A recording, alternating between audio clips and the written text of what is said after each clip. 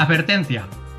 Este programa, sus componentes y posibles invitados no tratan de expresar ideas políticas ni religiosas.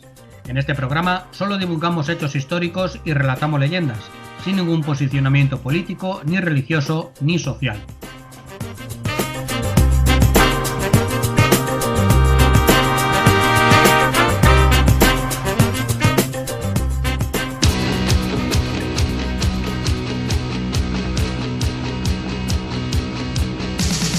Hace mucho tiempo que se acabó, pero es que hay cosas que nunca se olvidan, por mucho tiempo que pase.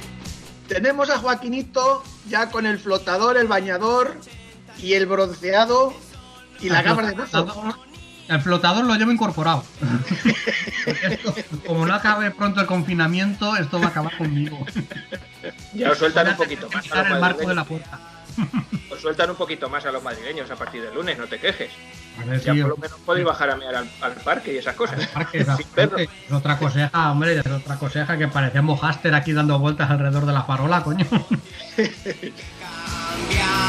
nuestros nietos se merecen que la historia se repita. Ahora sí lo voy a decir. Programa 62, ¿no? Y que se titula como, Joaquín. Pues se titula Traemos a los oyentes la tercera ola, el cólera y el sinodal de Águila Fuente. Muy buen título. Sí mismo. Esto ha sido la cerveza de Skol que estamos bebiendo. Ha sido complicado, porque era difícil hallar la rima aquí entre temas tan diversos. Sí, porque la verdad es que hoy los temas son de lo más dispares. Hoy tenemos experimentos, volvemos otra vez a las epidemias y pandemias y nos vamos a ir hasta el primer libro impreso en España, ¿no? Ese es el sinodal. Exactamente, es el sinodal, que viene de sínodo, pues de un sínodo igual que el que se hizo aquí en Santa Cruz, pues en este pueblo de Segovia, se llama Águila Fuente, que es el primer libro impreso con técnicas modernas hecho en España.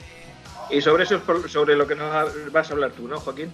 Eso mismo, exactamente. Voy a aprovechar y voy a hacer una breve introducción a la historia del libro. Arrancaré con nuestros amigos los sumerios y terminaré en este sinodal de Águila Fuente.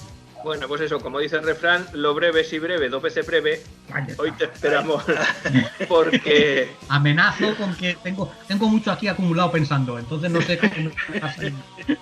Nada. Bueno, pues yo os voy a trasladar hoy hasta en mitad del siglo XIX y vamos a... Bueno, primero os voy a leer una noticia real, un texto sacado del Boletín Oficial del Estado, que os va a sorprender, porque va a hablar de las condiciones en las que se trata una epidemia, como si hoy día leyésemos el Boletín Oficial del Estado, y os va a sorprender. Pero no va a ser una cosa actual, como veréis, sino que se trata del cólera que afectó, bueno, a la provincia de Toledo, a toda España y en especial a Santa Cruz en 1854 y 1855. Y don Juan... Y yo tenía dudas ya lo dije la semana pasada, no sabía si hablar de Doña Urraca, reina de Castilla, o de un experimento. Al final me he decantado por el experimento porque Doña Urraca se la tira. O sea, no se tira nadie a Doña Urraca, pero que se las trae, te quiero decir. Bueno, pues vuelvo a decir, Doña Urraca se las trae. No, déjalo así. Se olvidan por mucho tiempo que pase. Y bueno, me he decantado por el experimento. De un experimento que jorobar. ¿Cómo se puede manipular a la gente, ¿eh? O sea, y que somos listos, o sea, que no vamos a tropezar otra vez en la misma piedra y estamos al borde del terraplén, sí. Estamos ahí a un puntito. La historia se repite. Llama la atención. Vi la peli y, ostras, te hace pensar un ratito. Hay una película, a ver, la película es película, no hay disparos ni nada en la vida real, pero la película está muy bien, refleja muy bien el contenido del experimento este. Y bueno, pues me decanté por el experimento al final. Muy bien, pues nos lo hemos dicho, esto es No me cuentes historias, el programa de historia en Onda Plana Santa Cruz. Y hoy en el programa 62, realizado por Rafael García, Joaquín Brinchón y Juan Carlos Pacheco. Empezamos con la perla negra que lleva por título La tercera ola. Van directos a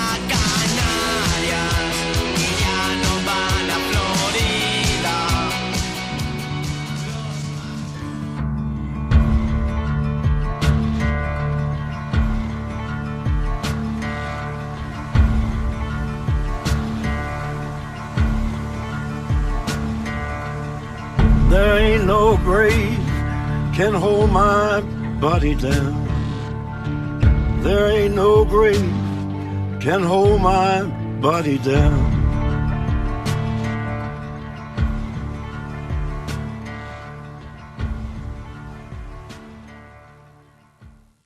La pertenencia a un grupo es una de las necesidades humanas más básicas, y para satisfacerla somos capaces de pasar del bien al mal. Y lo hacemos, porque el grupo nos empuja a ello, y justificamos cualquier acción, incluso las peores que os podáis imaginar. Dr. Philip Zimbardo, profesor emérito de la Universidad de Stanford.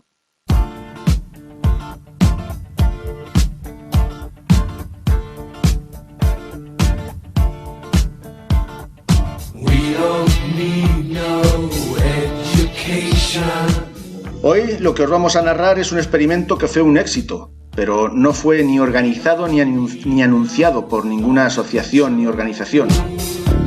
Fue un experimento creado desde una pregunta de un alumno hacia su profesor de historia, en una clase de historia.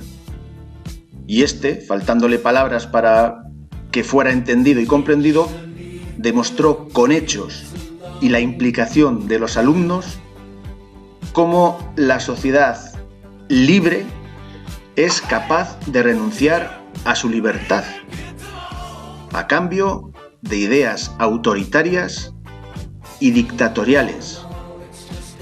He dicho bien, ¿cómo somos capaces de renunciar a nuestra libertad a cambio de ideas autoritarias y dictatoriales?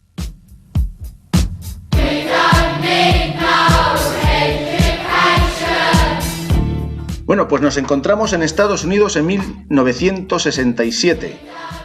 En este año, esta nación estaba sumergida en la guerra de Vietnam. Las principales ciudades de los Estados Unidos estaban en un auténtico clamor de manifestaciones, de protestas contra esta guerra.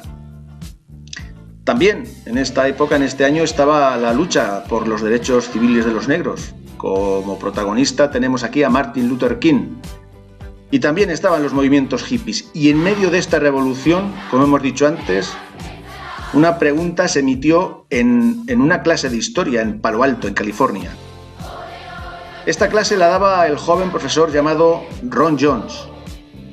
Los alumnos eran adolescentes de 15 años.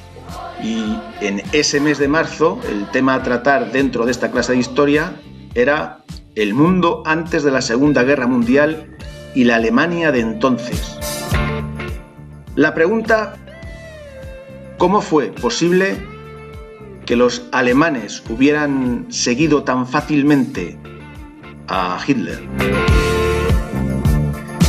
Ya hemos dicho antes que para que los alumnos lo entendieran bien, el joven profesor de historia les propuso demostrárselo en tan solo una semana.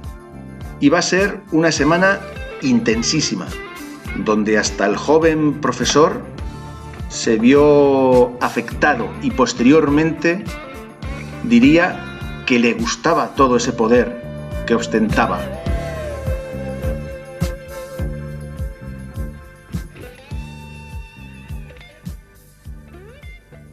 Primer día.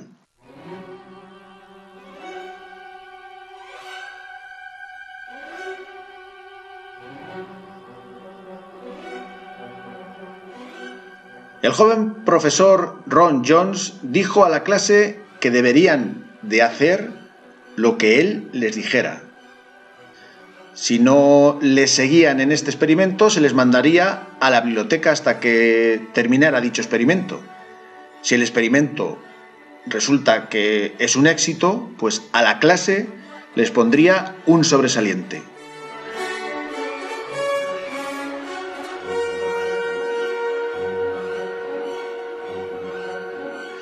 Ron era una persona risueña, afable, pero ese día comenzó el experimento serio y desconcertaba. no era el profesor que los alumnos conocían. Ese día colocó las mesas, quitó los dibujos que había por las paredes del aula, oscureció la habitación, puso música de Wagner y les enseñó lo que era la disciplina. En la pizarra escribió: fuerza mediante la disciplina.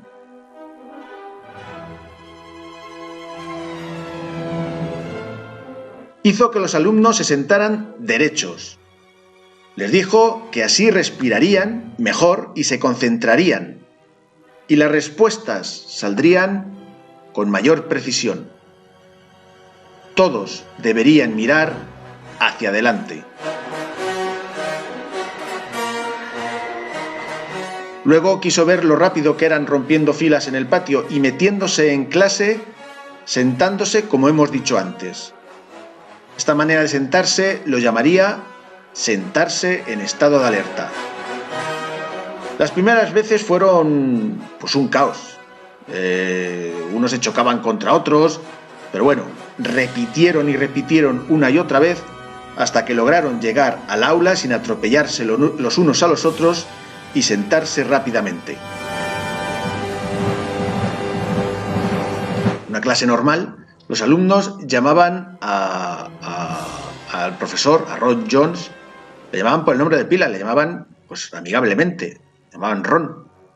Pero a partir de ese día, nuestro profesor exigió que le llamaran como señor Jones.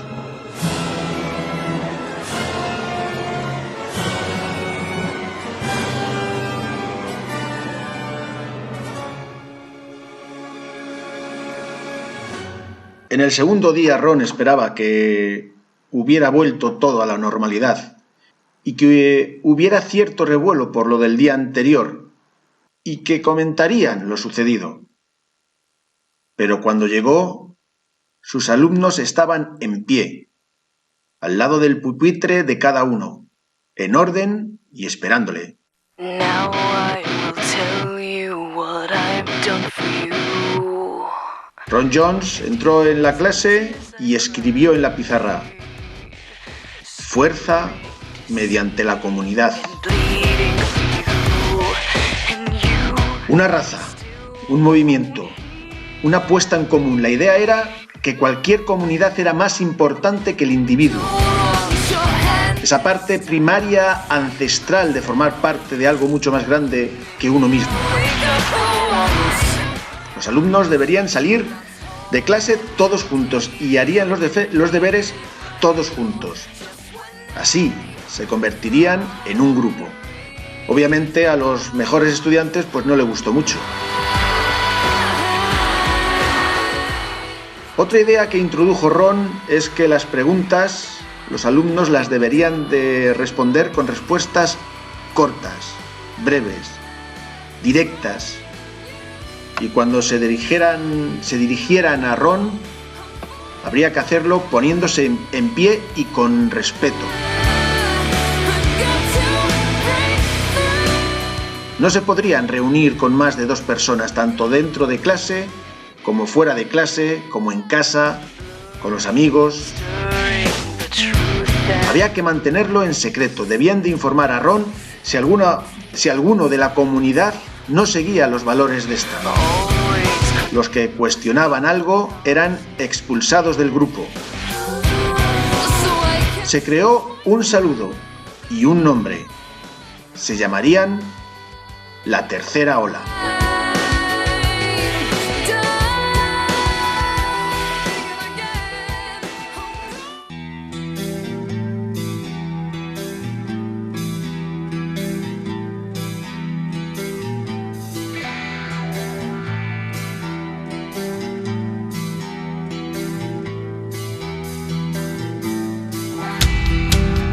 Fuerza mediante la acción, escribiría ese día nuestro profesor en la pizarra. Era el tercer día. La idea era que lo expuesto los 2 días anteriores no valdría de nada si no se acompañaba con la acción. Se hicieron carteles, panfletos y octavillas, y se distribuyeron entre los alumnos.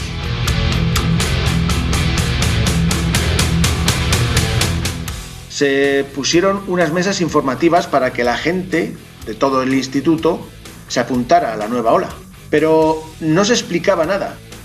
Si preguntabas en qué consistía esta nueva comunidad, pues los alumnos que estaban captando gente, lo único que te decían era fuerza mediante la unidad. Con esa explicación, lo mismo es que no te interesaba el tema. Y bueno, pues te ibas. Pero de repente, a la que te ibas, te salía uno de los que estaban informando de detrás de la mesa y te pedía el nombre. Hubo varias peleas por esto.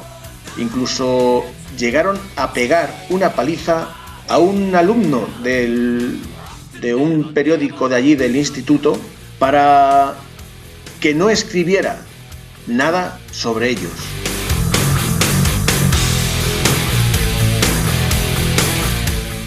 La clase cada vez estaba más concurrida. Había gente de otros institutos, alumnos más pequeños, mayores.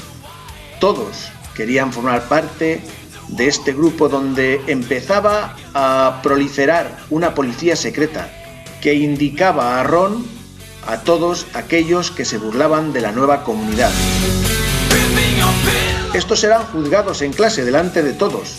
Ron les hacía ponerse de pie y les decía: «Has sido visto con gente contraria a la revolución. ¿Qué tienes que decir al respecto?». Los demás alumnos, como si de una sola voz se tratara, gritaban: «Culpable, culpable, culpable». Esos alumnos serían desterrados a la biblioteca mientras durara el experimento. Sin saber cómo, se fue traspasando la pequeña línea roja. Por los pasillos veías a Ron, custodiado por sus guardaespaldas, haciendo el saludo de la ola y siendo saludado por todos los demás. Hubo alumnos que llegaron a tomárselo como si les fuera la vida en ello. Había unas normas, unos lemas, y había una policía secreta que hacía que esas normas se cumplieran.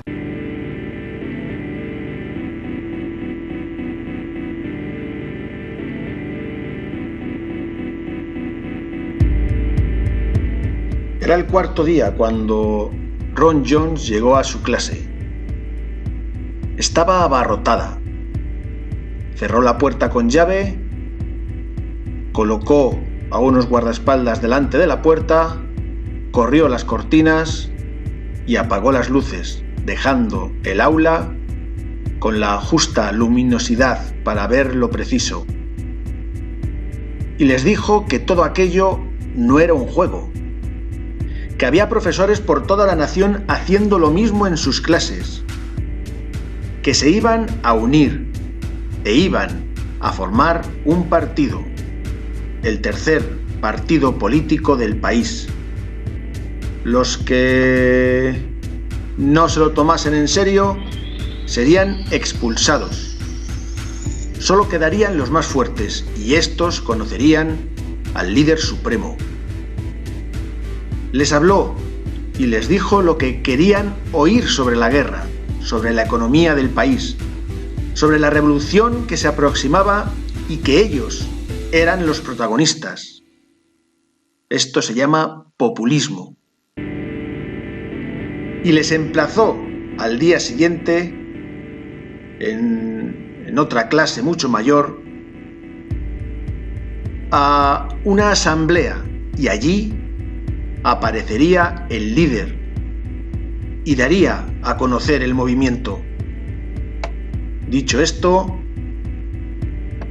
el profesor salió, dejando a los alumnos quietos, sentados, mirando al frente, como él les dijo que debían de sentarse.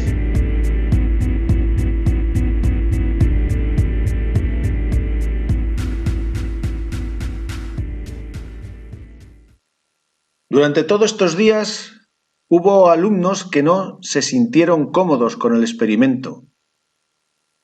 Hubo quien individualmente se dedicaba a pegar carteles denunciando lo que estaba pasando. Otros, sin embargo, sin estar de acuerdo con el experimento por miedo, no cortaron con esta ola. Había alumnos que aconsejaban no ir ese quinto día a esa asamblea,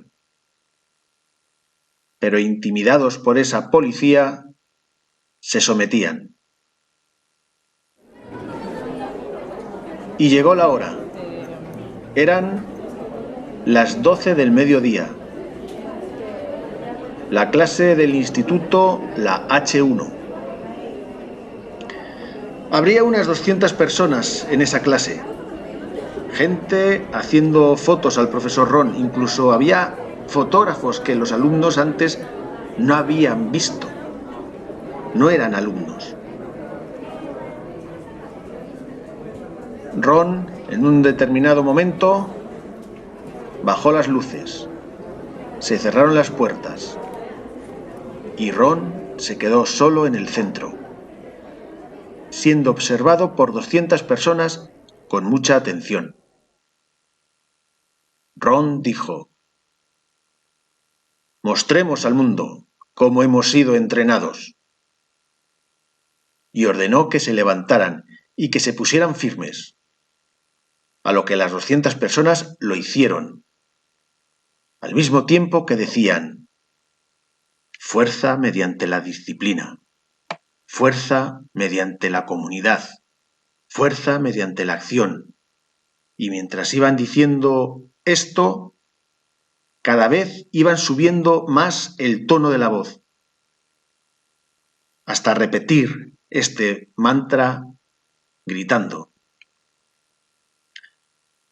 Ron ordenó que se sentaran y que lo hicieran como él les había enseñado. Y les dijo que en un momento a otro aparecería el líder. A su lado había una televisión. Cuando dijo esto, encendió la televisión y salió de la sala junto a sus guardaespaldas y fotógrafos que había. Solo se oía y se veía el ruido blanco de la televisión.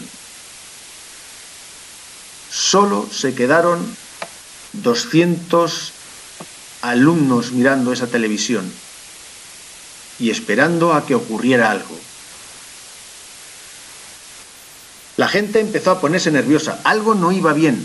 Con mucho miedo intentaron salir de allí, pero antes de que esto ocurriera, se encendieron las luces y apareció el apreciado profesor Ron.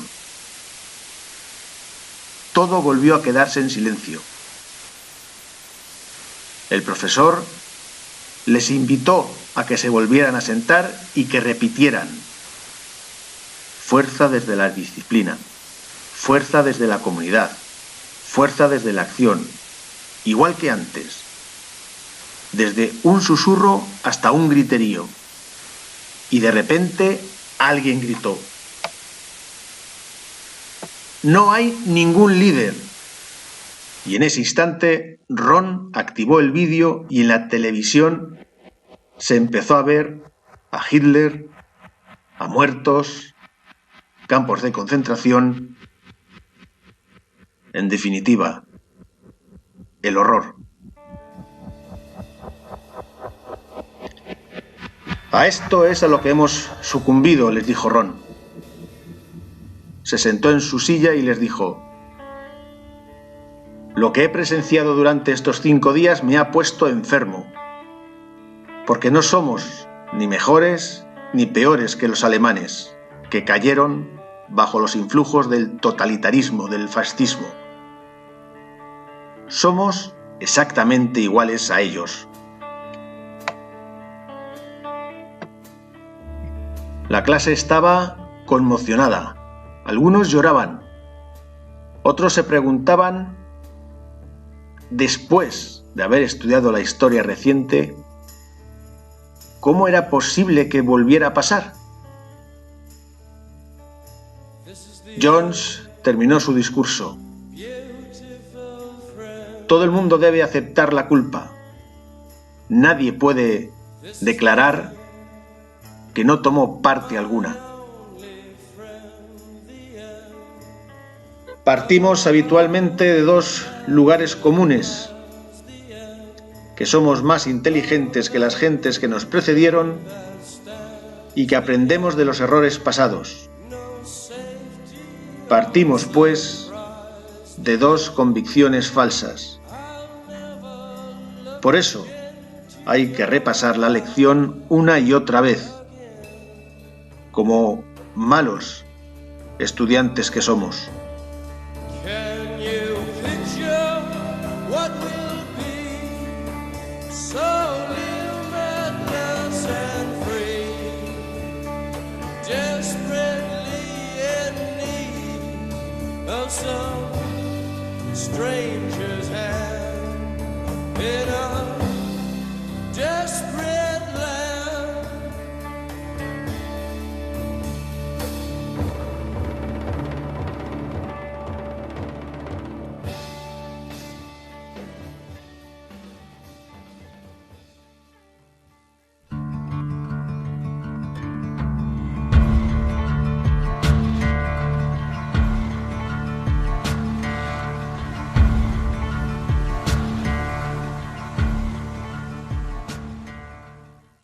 Juan, estaba pensando yo que estas historias se repiten cíclicamente. Ocurre esto en la historia, es decir, momentos en los que hay, lo que dices tú, un líder supremo que es capaz de embaucar a toda una población. Es decir, vivimos, no voy a decir en una secta permanente, pero en movimientos cíclicos que parece que el ser humano somos borregos, nos hacemos, primero creemos lo que nos quieren hacer creer y seguimos a pie juntillas esto, y este experimento lo demuestra. Este experimento lo demostró en 1967, pero como tú dices, todo esto es cíclico. Mi abuelo decía que la historia es como un baúl de donde tienes un montón de ropa. Vuelves la ropa y sacas siempre lo que te has puesto hace unas temporadas, y esto es lo mismo. Al final los seres humanos pues no dejamos de ser animales sociales, y esto de seguir a un líder le pasa a todo animal social. Pensar en un lobo, que al final siguen a un líder, será bueno o malo, pero al final toda manada tiene un líder. Entonces toda sociedad, pues de vez en cuando salen líderes carismáticos que pueden ir por el camino bueno o por el camino malo, y tienen tal carisma que la gente pierde sus libertades, pero porque se ve arrastrada por ese carisma. Llámese Hitler, llámese Stalin, llámese quien sea. El populismo que decía Juan, es decir, al fin y al cabo el populismo es el que arrastra. La etología, que es el estudio del comportamiento de los animales, predice un poco el comportamiento humano a raíz de lo que hacen los animales, es decir, el macho alfa famoso en algunas manadas, o el semental primero, o la abeja reina. Es decir, siempre hay un líder en las sociedades animales que viven en comunidad, y el ser humano no somos menos. Y por otro lado también decían Hegel y Marx sobre todo que la historia es cíclica, hay una dialéctica, es decir, va de un extremo a otro, que el momento bueno es cuando hay un equilibrio central, pero que ese equilibrio es muy efímero, que enseguida se rompe y sigue balanceando. Es que dentro de lo pasa de un extremo a otro, y claro, lo guay está en el centro, lo que decía Aristóteles, de que la virtud está en el término medio, pero claro, como sigue el movimiento, pues al final nos vamos hacia un lado, hacia otro.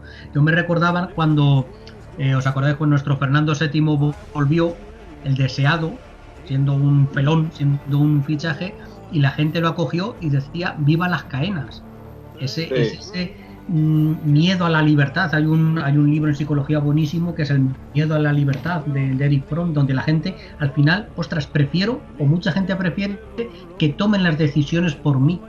Y es jorobado, porque dices, coño, la libertad, lo que nos ha costado tener libertad, ser libres y poder pensar por nosotros mismos, para que mucha gente luego venga y diga, no, que otro piense por mí, tome las decisiones por mí, así el que se equivoca es él.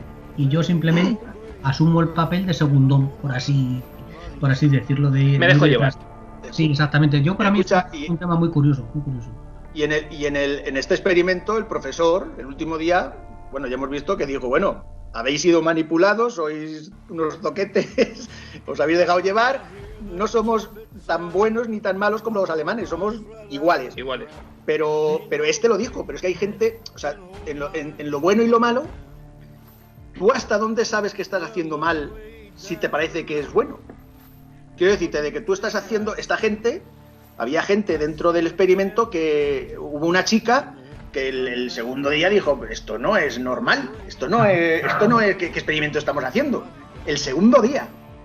Y la expulsó a la biblioteca. Y ella, con miedo, pero se lo dijo a la bibliotecaria. Y la bibliotecaria, que era alemana y había vivido el nazismo, el fascismo allí en Alemania, dijo, pero si esto es así empezamos allí. Entonces, ella sí se dio cuenta de que estaban haciendo, o sea, no era normal, esto no era libertad. Pero los demás no. Siempre hay disidentes, pero es más fácil seguir al rebaño. Es muy difícil enfrentarse a la masa. Es muy difícil salirse del camino y decir, oye, estáis equivocados, ¿sabes? Porque te vas a enfrentar al aislamiento social, y eso es muy duro. Entonces es más fácil seguir al rebaño y autoconvencerte de que tienes razón, ¿sabes? Entonces, ostras, hasta que no te chocas con la realidad de frente. Somos seres sociales y necesitamos a la sociedad. Que podemos estar hablando de esto horas y horas seguramente porque estos temas dan para mucho. Pero vamos a correr y a seguir el programa. Vamos con mi sección. Hoy he dicho que os iba a hablar del cólera de 1855 en Santa Cruz, porque tenemos datos de lo que ocurrió. Y vamos a compararlo con lo que nos está ocurriendo hoy en día. Aquí tenemos los datos a día de hoy, que no los vamos a dar porque no es momento, pero sí que todos los tenemos en la cabeza. Y entonces, lo primero que voy a hacer es leeros un documento que está sacado del Boletín Oficial del Estado. Esto es Nuestras Historias de la Encomienda, el cólera de 1854. Meet me in the middle of the air, and if these wings don't fail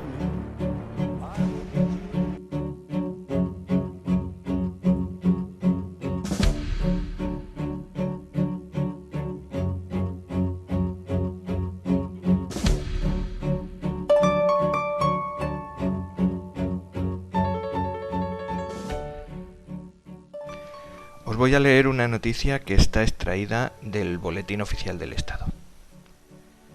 Completamente asegurada la tranquilidad pública, esta provincia permanece en situación normal, no ofrece ningún caso de importancia, a lo que contribuye mucho el hecho de que el estado sanitario vaya mejorando, aunque no es satisfactorio. La epidemia reinante se ha manifestado en 50 pueblos de la provincia y aunque la mayor parte no ha tenido un desarrollo sensible, se sienten los funestos resultados a falta de las consecuencias que la pandemia está causando. En algunos de los pueblos infectados, desde hace un mes, la epidemia ha causado grandes estragos y dado que había muy poca gente en las localidades, porque algunos han huido al campo, tenemos los siguientes datos. Mocejón, 413 infectados y 219 muertos. Villasequilla, 247 infectados y 12 muertos. Santa Cruz de la Zarza, 359 infectados y 97 muertos. Puente del Arzobispo, 168 infectados y 98 muertos. Villaluenga, 197 infectados y 76 muertos. Torralba, 74 infectados y 55 muertos. Noblejas, 207 infectados y 63 muertos. Alcañizo, 198 infectados y 40 muertos. También de Yepes tenemos comunicaciones de que hay también muchos infectados, aunque no hay noticias detalladas, y que también hay muertos en Mora, a pesar de que se ha desalojado el pueblo por completo. También en Ocaña se tienen noticias de muchos infectados, de los cuales muy pocos logran salvarse de la muerte. En Toledo, infectada también, hay una mejoría y hay menos casos de los que se preveía. El número de fallecidos no ha pasado a 7 en ninguno de los días que llevamos de este mes. El presidente regresó de su visita a las ciudades de Talavera y Puente del Arzobispo, donde repartió las prometidas ayudas que ascienden a unos 100 millones y que el gobierno ha librado para que esta provincia pueda remediar las necesidades de la epidemia. Actualmente se encuentra de visita en los pueblos de La Mancha y junto a él se encuentran el secretario y el consejero.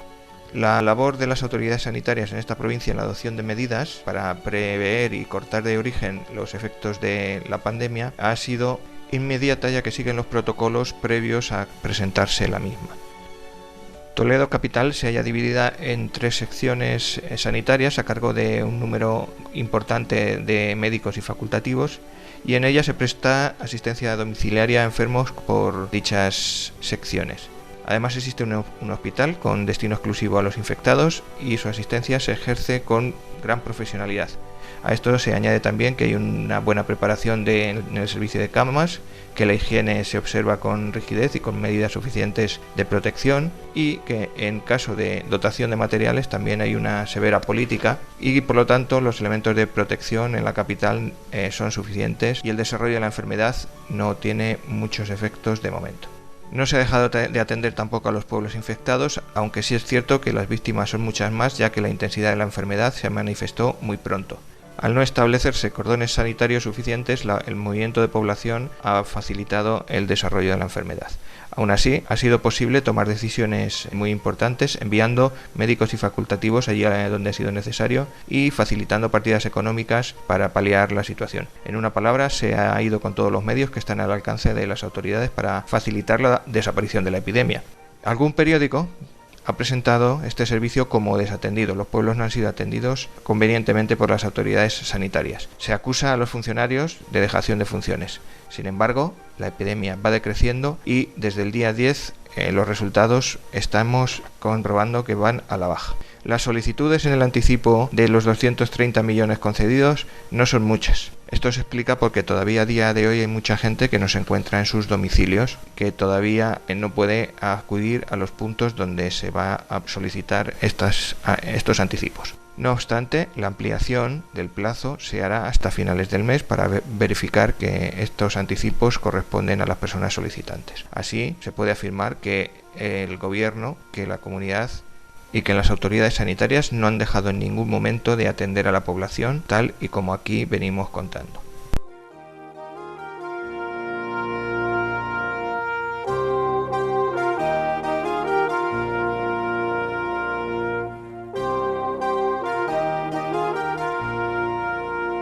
Pues esto que bien podía ser una noticia real de hace unas semanas o de esta misma semana, y que está extraída realmente del propio Boletín Oficial del Estado, pues no es una noticia actual, sino que pertenece a la Gaceta de Madrid del año 1854.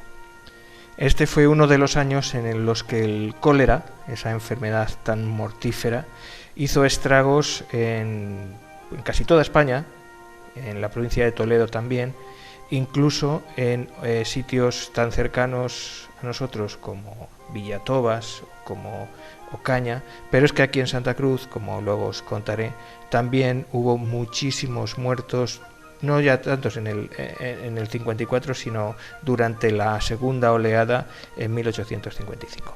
Pero vamos un momento al principio de la historia y os cuento cómo se conoce y por dónde nos llega el cólera a Santa Cruz de la Zarza.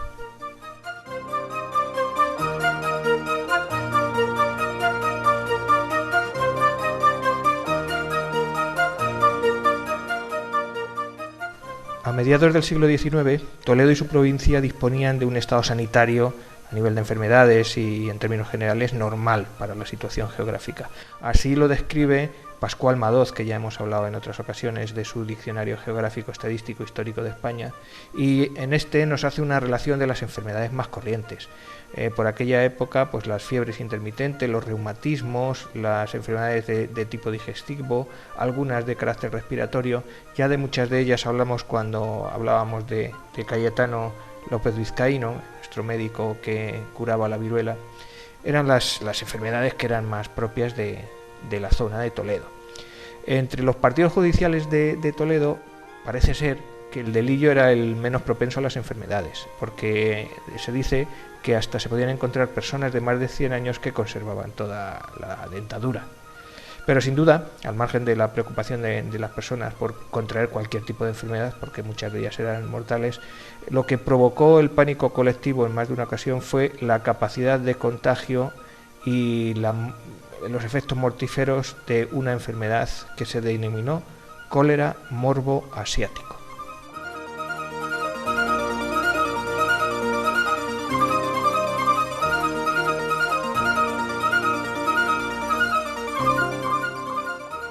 Cuando las condiciones higiénicas y sanitarias habían avanzado bastante en Europa, como lo demuestra el hecho de que pues, prácticamente habían desaparecido otras enfermedades como la peste o la fiebre amarilla, se introdujo en el continente europeo esta enfermedad que es también epidémica y que empezó, fijaros, en los primeros años de la década de los años 30 del siglo XIX. Causó mucho miedo y se extendió como la pólvora.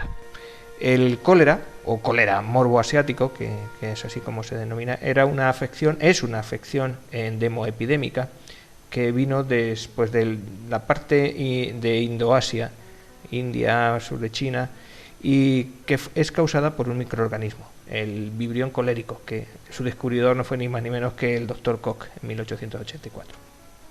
Pero ya la enfermedad se había extendido mucho antes. Lo que pasa es que no se sabía ni qué lo producía ni cómo se contagiaba. El microorganismo que causa el cólera se transmite a través del agua, normalmente de los excrementos, de la orina, y se suele ubicar en el intestino, con lo cual la flora intestinal pues prácticamente la destroza y por lo tanto es muy probable que el enfermo muera deshidratado.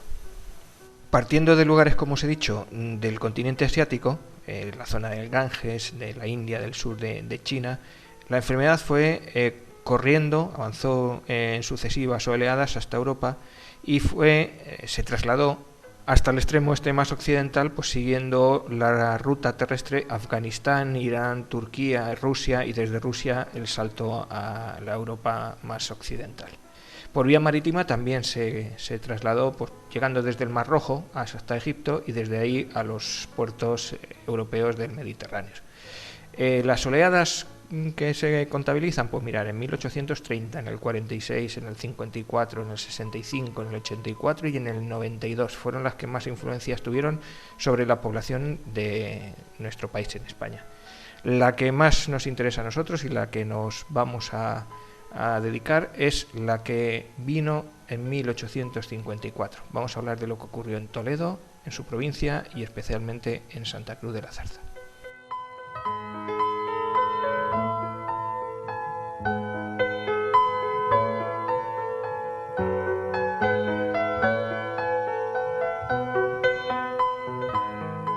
La oleada de cólera de 1854 tuvo dos fases. Hizo la entrada en España por los puertos de la zona mediterránea, como os he dicho antes, pues Barcelona, Valencia, Alicante, y también por Cádiz. Desde estos lugares se extendió hacia el interior de la península.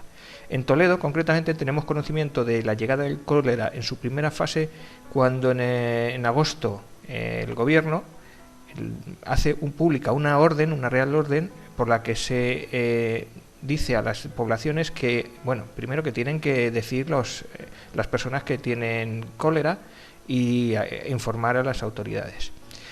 Aquí en la provincia de Toledo las autoridades mandan a todas las juntas municipales de sanidad que declaren inmediatamente la invasión de la epidemia y si ésta se declaraba en algún pueblo. Era muy claro que había mucho miedo y que se estaba empezando a manifestar por todos los sitios. Incluso pues llegó a ocurrir que en algunos sitios los médicos huyeron despavoridos cuando la población en la que estaban mostró algunos casos de enfermos de cólera. Y también ocurrió con los eclesiásticos, como por ejemplo en Villafranca, que bueno, pues que en cuanto vieron que había cólera salieron zumbando y se fueron del sitio. En Toledo, el temor originado por la invasión del cólera era cada vez mayor, sobre todo en los pueblos.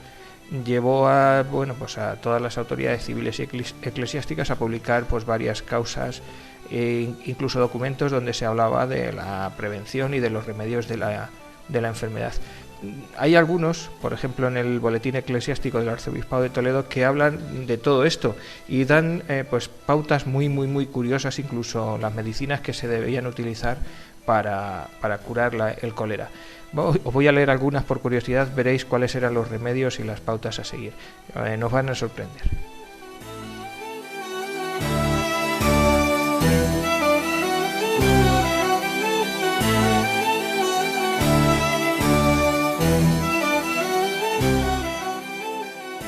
Por ejemplo, se dice que para prevenir el cólera lo mejor es ir vestido con algo caliente, que no se vaya muy fresco, que las personas delicadas de pecho, las muy nerviosas, las mujeres recién paridas y los niños, sobre todo los que son propensos a constiparse, que deben abrigarse mucho, aunque sin llegar a usar ropas de invierno, pero que bueno, que se pongan camisetas interiores y pantalones, porque hace falta que no se cojan frío. Sobre todo que tengan cuidado las personas de no dormir con poco abrigo.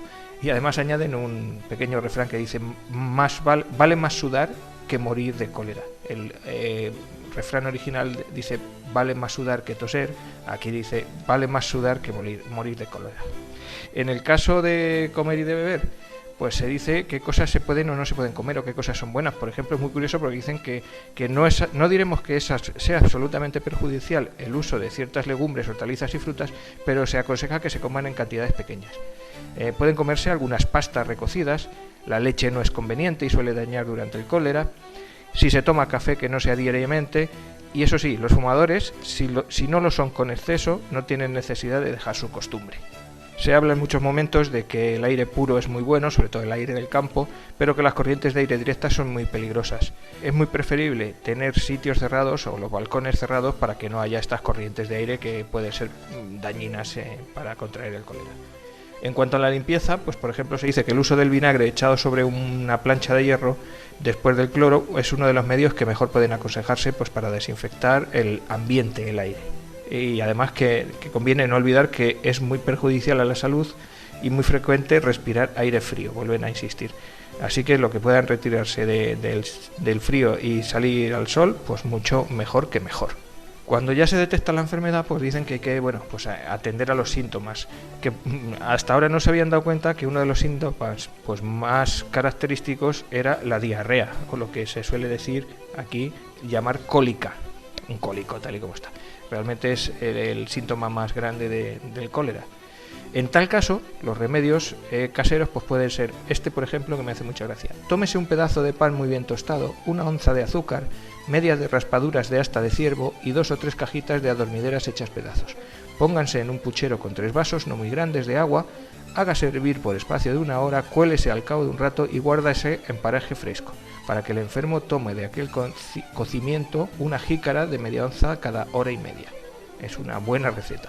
Las lavativas de almidón, clara de huevo o los cocimientos astringentes también son útiles, aunque menos eficaces.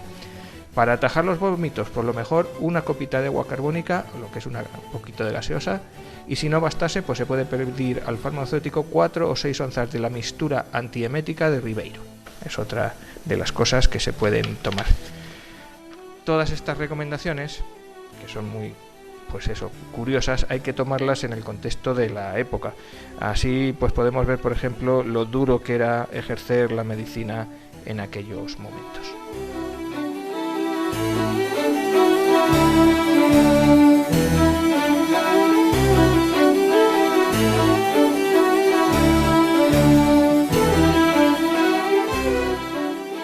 Pero bueno, siguiendo lo que nos ocupa, y muy al contrario de lo que hemos hecho ahora en esta última pandemia de la COVID, del coronavirus, en aquella ocasión la preocupación de las autoridades era precisamente que nadie se quedase aislado, que las zonas aisladas recibiesen ayuda, porque se temían mucho eso, que al estar aisladas no recibirían pues ni alimentos ni artículos de primera necesidad.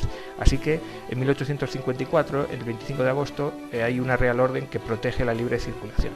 De eso luego se quejarán algunos pueblos que dicen que bueno, que ellos tienen cólera en su municipio y que cuando salen fuera el resto les piden pues digamos células de tránsito o células para poder moverse. Esto ocurre, por ejemplo, en las provincias de Ciudad Real y de Cuenca, porque hay varios pueblos en que los gobernadores se quejan precisamente de esto, de que no pueden salir del pueblo porque en cuanto salen a otras provincias no se les permite libre tránsito. Y fijaros, sin embargo, parece ser que fue precisamente desde estas provincias, desde Cuenca, desde Ciudad Real, donde el cólera llegó en aquella ocasión a Toledo. ¿Por qué? Porque la primera noticia que se tiene es de Santa Cruz de la Zarza. Santa Cruz de la Zarza, como sabéis, está pues prácticamente a 5 o 6 kilómetros del límite de provincia con Cuenca, y en este pueblo se solicita que pertenece al distrito electoral de Villatobas. En aquella ocasión había elecciones a Cortes muy pronto, y se pide que el municipio se salga de ese distrito electoral para que sea el uno solo, por las condiciones que tiene. Primero, que estamos lejos de Villatobas, y segundo, que como tenemos ya algún infectado, pues para que la pandemia, o la epidemia en este caso, no se extendiese más, pues que fuésemos solamente un distrito electoral propio. Así, en los primeros días de octubre, por ejemplo, hay noticias ya en las que Santa Cruz se declara distrito independiente, y que también en Villatobas ya hay síntomas. También en Yepes, por ejemplo. Entonces, pues en este municipio también se le segrega. Yepes se segrega también de Ocaña y se constituye un distrito electoral único.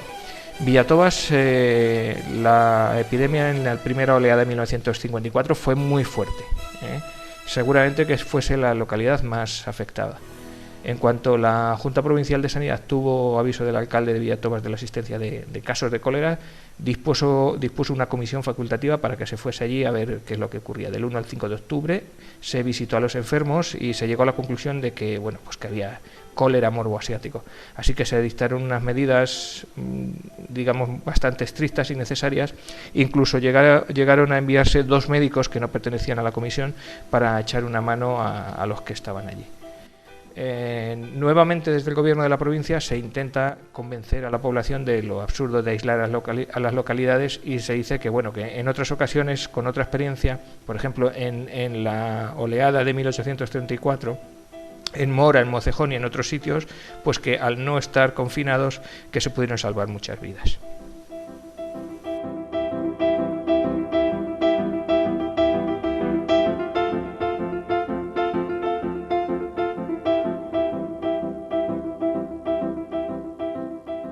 La epidemia siguió por la zona noroeste de la provincia de Toledo, por nuestra comarca, pasó desde Villatobas por Ocaña, por Yepes, como ya os he dicho, saltó a Ñoverde Tajo, y de ahí a la zona de la Sagra. Por la parte de abajo, por la provincia de Ciudad Real, pues desde Villacañas y la Puebla del Moradiel, también hubo bastantes afectados e infectados. Con el invierno de 1854 parecía que la epidemia había descendido, que los números de casos de contagiados y de muertos eran menos. Sin embargo, no había desaparecido del todo. En cuanto llegó febrero, volvió a producirse otra vez una explosión, y entonces el 22 de febrero el Ministerio de Gobernaciones pide una circular a los gobernadores civiles de las provincias para que cada 15 días remitan a la Dirección de Sanidad un parte en el que se consignen las enfermedades. En esta segunda oleada, mucho más dura que la primera, por eso si asimilamos o asociamos lo que ocurrió con lo que nos va a ocurrir ahora, pues hay que estar preparados para todo, es donde más muertos se produjeron en Santa Cruz de la Zarza.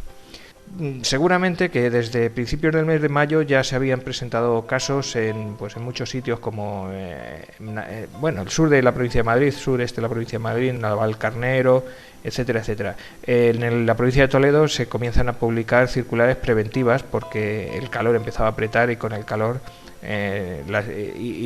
sobre todo la falta de higiene que hemos dicho en algunos sitios,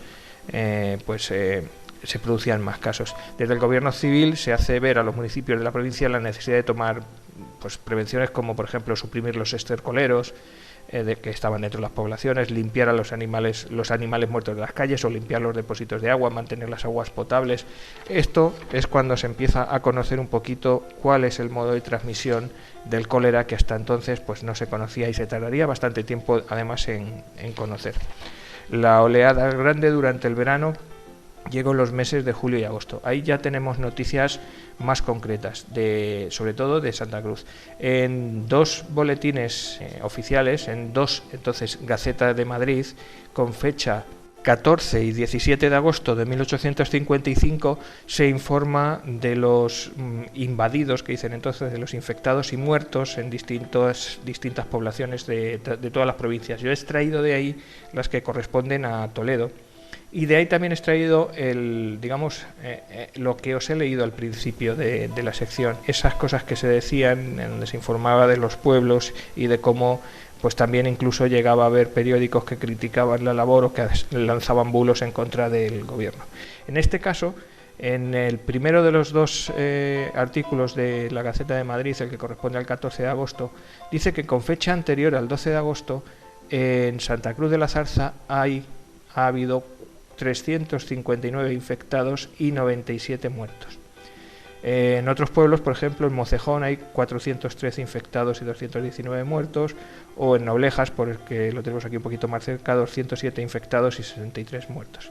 Se informa, como ya os he leído al principio, que también hay en Yepes y en Mora gran cantidad de infectados, como ya ocurrió la otra vez. Incluso Mora se llega a despoblar. La gente, ¿qué pasa? Que huía pues al campo, huía del pueblo, no quería saber nada, y eso suponía pues muchos problemas de abastecimiento, problemas de atención sanitaria, incluso pues como os he leído al principio, había también problemas para pedir las subvenciones y las ayudas económicas que se disponían desde el gobierno.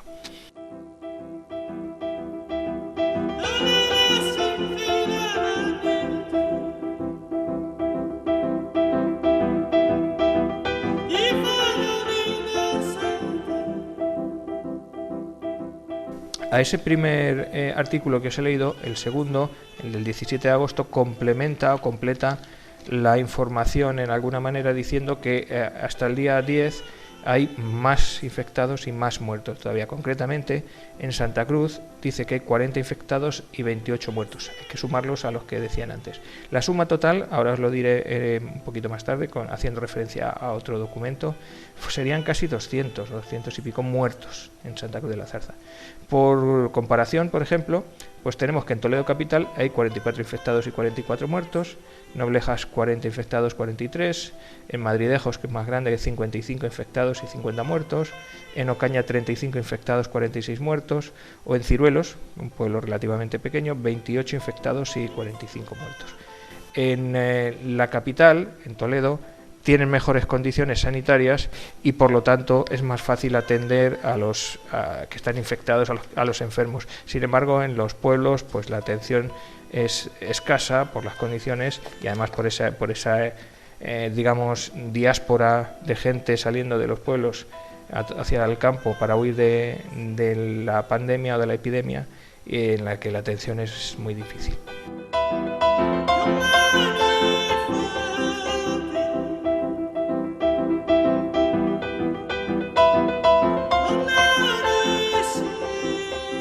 Así tenemos, por ejemplo, que en un artículo que está en el programa de fiesta de Santa Cruz del año 1991, se habla precisamente de esto, del cólera en Santa Cruz de la Zarza. Aquí se recoge un poquito las informaciones que tenemos desde el ayuntamiento y en el archivo del ayuntamiento y también en la propia parroquia.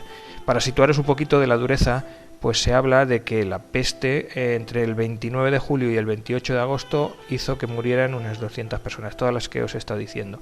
En Santa Cruz, como hay lista de nombres y lugares donde residen, pues esta lista empieza con Isidra Sánchez de Linchón, que tenía 31 años, que vivía en El Coso, o Matías García Mochales, de 32 años, que vivía en la Cruz de Patilla, o por ejemplo Manuel Fernández de Ávila, que tenía 64 años y vivía en la Calle del Sol. Así hay una extensa lista que termina con, fijaros, una persona que se llama Balbino García de Peñas, de 36 años, que era arriero, y un chiquillo, Hipólito Rivas, de 1 año, que vivía en la calle Cardadores, lo que ahora es el hospital.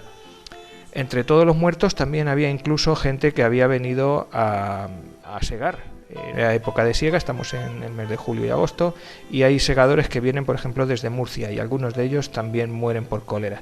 Esto es el caso de Alfonso Montes, que era de Alhama, o de Luis López, de 22 años, también de Alhama, o de Jorge Tarancón, de 22 años, de Villamayor de Santiago. Como veis, las edades de los muertos no es que sean precisamente personas muy mayores, sino que son personas entre 20 y 30 años, aunque también hay alguna persona más mayor y alguna más pequeña, pero fundamentalmente es eso. También tenemos una relación de todos los oficios de la gente que moría, y la verdad es que hay de todas las clases sociales y de todos los oficios. Hay trajinantes, molineros, silleros, yeseros, cardadores, carreteros, tintoreros, todos y en todos los sitios sufrían la infección y muchos de ellos morían. Esto ocurría en Santa Cruz de la Zarza. Incluso tenemos, que también las hay, una partida de defunción de una persona.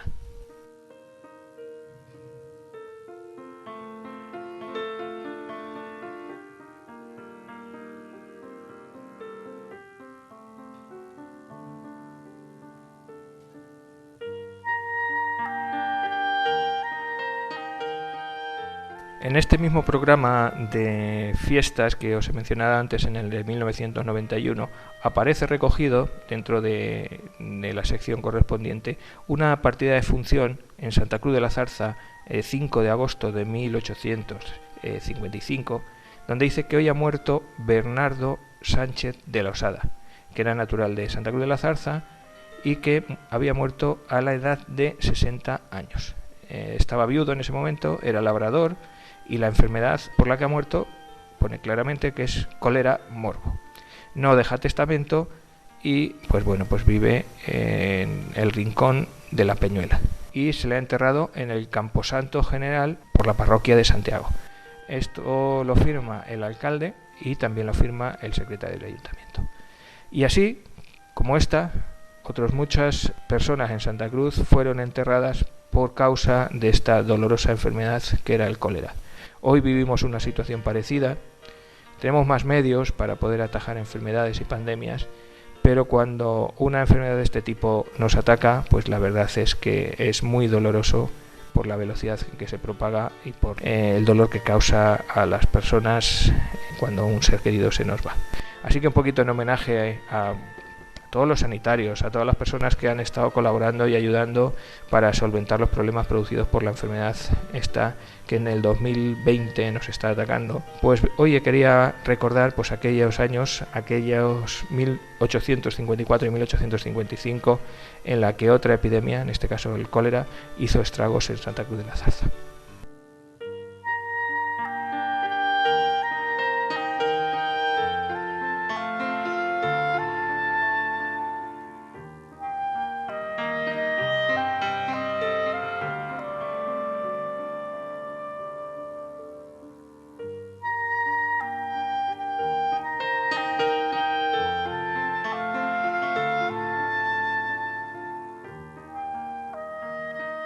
Pues nada, que estábamos comentando fuera de micrófonos que lo del boletín del Estado, que las recomendaciones que se daban de no confinar, en este caso, porque si confinaban, pues en aquella época se morían de hambre, no llegaban los alimentos a los sitios.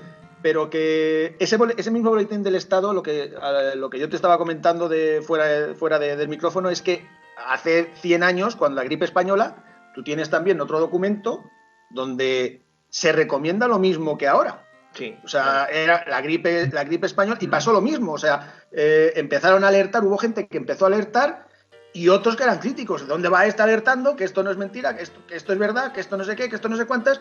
Y al final, pues, fíjate lo que pasó. Es la misma historia que se vuelve a repetir, igual que decíamos antes en los experimentos en la tercera ola. Aquí ocurre lo mismo. La única diferencias entre este cólera de 1855 y nuestro coronavirus de 2020 es, primero, que ahora tenemos más información científica, que desde el primer momento sí que podemos saber a qué nos enfrentamos, no hasta que ya lo hemos tratado cómo se puede combatir ni de qué manera se contagia. Pero, entonces, en 1854 sí que no tenían ni puñetera idea qué es lo que les pasaba a la gente. Sabían que les daba un patatús, que empezaban a tener diarreas fuertes y que se morían, pero se pensaba que era por frío, de hecho las recomendaciones que habéis oído es que van todas encaminadas a eso. Y los remedios que les dan, pues tómese una rascadura de cuerno de alce con una... Es decir, eran tan estrambóticos que bueno, ¿cómo se va a curar alguien esto? Todo un cólera, que esto es un bacilo, que es un bicharraco que te va a dejar sin flora bacteriana.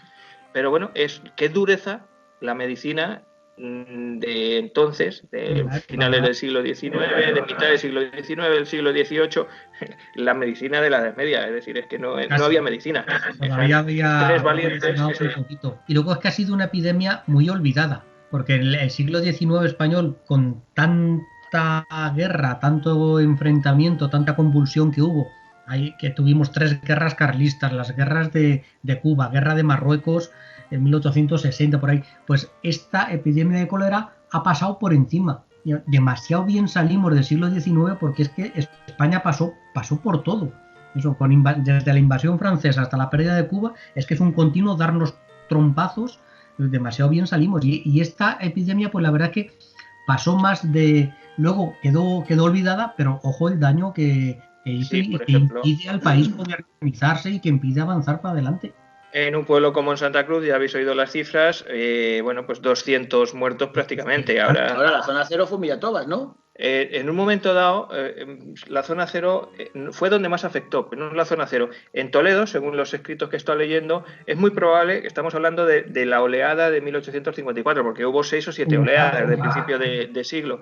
Entraría seguramente por Santa Cruz, porque las noticias que se tienen es que los de Cuenca se quejaban de que los pueblos aledaños cada vez que se venían hacia acá, hacia Santa Cruz, que aquí se les pedía decir, oye, que no te puedes mover, y se pedían que se les dejara de pasar a otros pueblos. Y las primeras noticias en la provincia de Toledo son de aquí de Santa Cruz, en esa primera oleada, que fue la de 1854. Luego se calma un poquito durante el invierno, pero cuando viene el calor otra vez, hay otro foco grande y sí que es Villatobas el centro principal. Es donde mandan 2 médicos, pero vamos, igual que Villatobas, Mora, por ejemplo, se despuebla entero. Se despuebla. La gente se va, Mora se queda vacía. Y bueno, como la provincia de Toledo, pues hay otras muchas provincias, sobre todo Granada. Granada estuvo muy, muy, muy afectada. Pero bueno, aquí lo bonito es que tenemos datos de Santa Cruz y que se pueden saber y que lo podemos comparar con lo de hoy en día para saber la gravedad. Entonces, y en este caso estamos hablando de que moría también gente muy joven, gente de 20, de 30 años, porque eran, pues eso, verdaderas diarreas, morían deshidratados, sin fauna intestinal y sin poderse hacer con el cuerpo. Y afectaba a todas las clases sociales, que claro. Decimos, no, sí.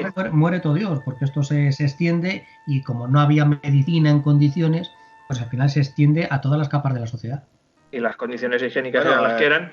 Tampoco, a ver, ahora mismo con el coronavirus, las condiciones sanitarias que teníamos, que éramos la creen de la creen aquí en España, que no iba a pasar nada, que no sé qué, y nos ha pillado lo mismo. O sea, que te quiero decir que antes no se conocía el bicho del cólera, hoy no se conoce bien el bicho del coronavirus, y te sorprende y bueno, ya has visto lo que ha pasado a nivel mundial. Sí, exactamente. A nivel mundial. Los que han dicho esto no es nada, por los que han estado alarmando unos por otros, la casa sin barrer, y en estas condiciones cíclicamente el ser humano, que somos imbéciles totales, vamos pasando por estas circunstancias y aún así tenemos posibilidades de salir adelante. No, pero muy curiosas las historias que vas sacando de Santa Cruz, que yo nunca había escuchado ni había pensado. Digo, joder, pues claro, pues es que mi pueblo tiene que estar metido en la gripe española, tiene que estar metido en las epidemias del cólera, y cómo va rescatando estas historias de nuestro pueblo. De nuestro pueblo. Muy bien, pues estas han sido nuestras historias de la encomienda de hoy. Joaquín, aprovechamos un poquito para decir redes sociales. Pues recordamos así de forma rápida. Tenemos nuestro muro de Facebook, No Me Cuentes Historias. Tenemos nuestra cuenta de Twitter, @nomecuentesonda. Puedes seguir también nuestros programas en YouTube, en nuestro canal No Me Cuentes Historias, y descargártelos. Los puedes escuchar en Spotify y descargártelos en iVoox, en nuestra cuenta No Me Cuentes Historias, que ya verán los 62 programas más todos los recopilatorios, ya tienes ahí para pasar el verano, pero vamos, muy a gusto. Pero bien, fácil, y los que vamos a sacar este año. De todas maneras, ya sabéis que el 679-984-636 está a vuestra disposición para que nos comentéis lo que queréis, el WhatsApp, que es lo más rápido y lo que más nos da vidilla también cuando nos comentan algo. Pues nada, nos vamos hasta Segovia, ¿no? Sí, hasta Segovia, exactamente. No, primero nos vamos donde los sumerios. Bueno, empezamos por Sumeria. Es un viajecillo por los ahí. Sumerios y terminamos en Segovia. Una breve introducción, ya veréis. ¿No? Bueno, historia del libro en general, historia del libro en general, terminando hoy con el sinodal de Aguilafuente. Esto es Hoy nos acordamos de.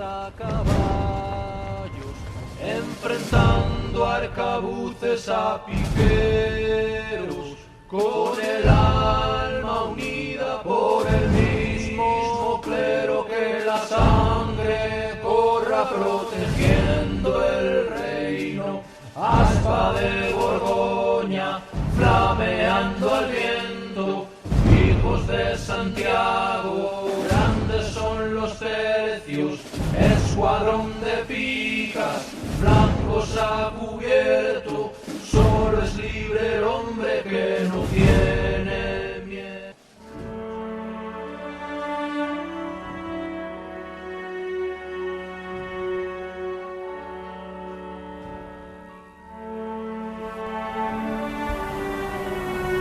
Bueno, pues hoy en la sección, hoy nos acordamos de...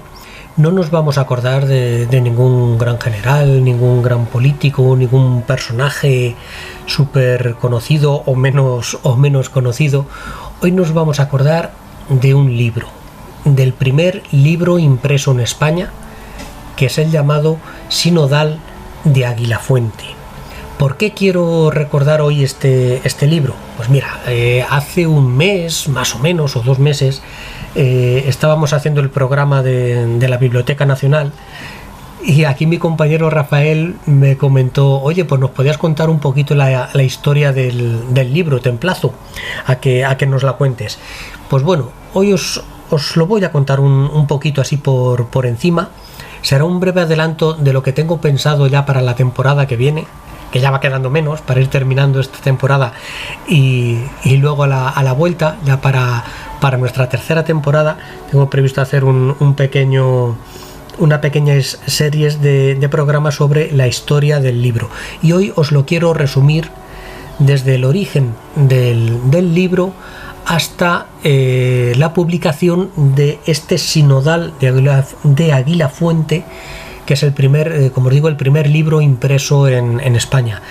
¿Por qué cojo el libro? Pues porque es una, si no la mayor de mis pasiones. Es mi auténtico vicio, la lectura, y como me gusta tanto y considero que es muy importante para un país que la gente lea, para un país y para una persona es muy importante la lectura, y siempre animo y soy el pesado de los libros, pues os voy a contar un poquito la historia de cómo se han hecho los libros. Todo arranca, nos tenemos que ir a la noche de los tiempos, nos tenemos que remontar a una época que a nosotros en nuestro programa nos gusta mucho, que es la época de los sumerios. Digamos que con ellos nació todo. Pues un poquito sí. En este caso los libros sí nacieron en Sumeria. No nacieron naturalmente con la forma que los conocemos actualmente. Nacieron en forma de tablillas, pero no en tablillas de madera como podríamos pensar en un primer momento. Nacieron en tablillas de arcilla. ¿Por qué en arcilla? Pues porque era el material que más abunda en esta zona, en Sumeria. ¿Dónde está Sumeria? Sumeria está en lo que hoy es el sur de Irak, lo que se llama en términos históricos el creciente fértil, la media luna fértil, Mesopotamia. Y Mesopotamia está encajada entre 2 grandes ríos, el Tigris y el Éufrates. Es una zona bastante desértica donde, ya os digo, lo que realmente abunda es la arcilla. No abunda ni la piedra, no abunda la madera, y lo que hay es mucha arcilla. Entonces, sobre tablas de arcilla blanda, reblandecida, que luego naturalmente se secaban, fue donde se empezó primero a escribir, a hacer los primeros, pongámoslo entre comillas, libros. Todo esto nos tenemos que remontar al 4.º milenio antes de Cristo para que esta primera civilización sumeria empiece a recoger por escrito los primeros textos que en un primer momento serían transacciones comerciales. Me refiero, yo te vendo a ti 3 ovejas y tú me das a cambio una vaca. Pues eso queda reflejado en una tablilla. En una tablilla, os digo, de que se coge de arcilla, porque se tiene que quedar reflejado en algo. La gente ya no sé, el movimiento comercial de las ciudades sumerias empieza a ser tan importante que estos movimientos comerciales, lo que son los graneros de las ciudades estados sumerias, necesitan inventarios, necesitan saber lo que hay dentro. Todo de memoria no te puedes acordar. Entonces se va grabando en estas tablillas que luego se han encontrado por miles en los palacios sumerios donde se almacenaba. Los palacios no son como los sumerios, no son como los palacios actuales, cumplían funciones de almacén, de cuartel, reunían muchas funciones en lo que llamamos palacios en Sumeria. Entonces allí podemos encontrar ahora mismo miles de tablillas sumerias, que es donde se reflejan las primeras escrituras. Estas primeras escrituras serán anónimas, normalmente no se conoce el autor. Ya os digo, la mayoría es con motivo económico, hay algunas con motivo jurídico que se crean, se hacen no sobre arcilla, sino que se hacen sobre piedra, pero son muy poquitas, son las que llamamos estelas. Por ejemplo, el código de Hammurabi, o una estela es una especie de hito, de señal que marca un territorio o un hecho muy importante. Para eso se reservaba esa piedra de basalto, de obsidiana, que da mucho más durabilidad que la tablilla, que tenía siempre el problema de la tablilla de arcilla, que era muy quebradiza, se podía romper con mucha facilidad. La siguiente gran civilización, y siguiente o a lo mejor un poquito coetánea, no se ha llegado, se supone, siempre ponemos como origen a los sumerios, pero realmente vamos a ver cómo no todo es lineal en la evolución del hombre. Esa teoría ya se superó, sino que muchas veces las líneas de evolución se van superponiendo. En este caso, en Egipto, en la otra gran civilización milenaria del mundo, pues se está desarrollando otro sistema de escritura, basado no en las tablillas de arcilla, sino en el papiro. ¿Qué es el papiro? El papiro es una planta que crece muy abundante en las riberas del Nilo y sobre todo en el delta, en la desembocadura del Nilo, en lo que hoy, si cogéis un mapa, ponéis Alejandría, pues ahí es donde desemboca, muy cerquita desemboca el Nilo. En toda esa zona es donde más se desarrolló el papiro. El papiro, que no deja de ser la piel de esta planta, que se va secando, se va extendiendo, se va juntando con otras pieles, se va pegando, y esto hace que se puedan extender bastante y se pueda enrollar, con lo que es muy fácilmente transportable. Ese es el rollo. Los papiros se ven, como se almacenan, como se guardan, es en un rollo. Si os habéis fijado en las películas, sobre todo de romanos, los libros que tienen, o como nos los ha presentado Hollywood, es en estos rollos de papiro que se abren, que se van extendiendo y se van alargando. Ahí se va viendo y se va extendiendo la escritura de izquierda a derecha, porque es como se va abriendo el rollo de papiro. Los egipcios serán los primeros que escriban con tinta, igual que los sumerios no escribían con tinta, porque sobre las tablas de arcilla lo que hacían era con una especie de punzón hacer unas marcas, y ahí nace el nombre de su escritura, que se llama cuneiforme, una especie de cuña, de ahí viene la expresión cuneiforme. Pues los sumerios tenían la escritura cuneiforme, los egipcios son los primeros que escriben con tinta, una tinta hecha de distintos, que si mezclando mineral con goma, con distintas cosas, les sale un líquido espeso, que es lo que utilizan ellos como tinta. Utilizan los juncos como elemento de escritura, como bolígrafo, para entendernos, y son los primeros que establecen, que se inventan los dibujos, lo que luego se llamarían las iluminaciones, las ilustraciones en los textos.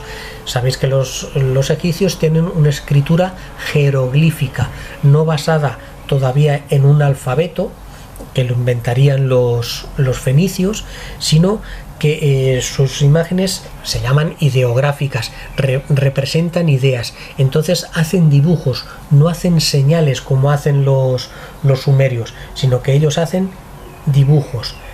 Siguen siendo anónimos, al igual que lo mismo que los sumerios, pero es un estilo totalmente distinto. a la vista es mucho más bonito la escritura egipcia que la escritura sumeria. Los egipcios no solamente utilizaban el papiro, también lo empezaron a escribir en las paredes, era ya un elemento más decorativo. La siguiente gran civilización, el siguiente gran paso dentro del mundo antiguo para el libro, nos vamos a Grecia. Y en Grecia se está trabajando, no conocen lo que es la escritura sumeria, las tablillas, sí conocen porque están muy cerquita de Egipto, por comercio sí conocen el papiro, pero trabajan otro material distinto que para ellos es mucho más fácil de acceder a él, que es el pergamino. ¿Qué es el pergamino? Pergamino o vitela, que también se le llama, es la piel pulida de vaca, de cabra, de cordero. Esa piel que nosotros utilizamos, los santacruceros lo utilizamos en los panderos, pues para hacer los tambores, los panderos, pues esa piel bien pulida, bien estirada, bien lisa, le sirve a los griegos para escribir. ¿Por qué se llama pergamino? Porque se dice que se ideó, que se desarrolló en la ciudad griega de Pérgamo. Pérgamo, que tendría una gran biblioteca, es la segunda gran biblioteca del mundo antiguo. La primera es Alejandría, la segunda sería la biblioteca de Pérgamo.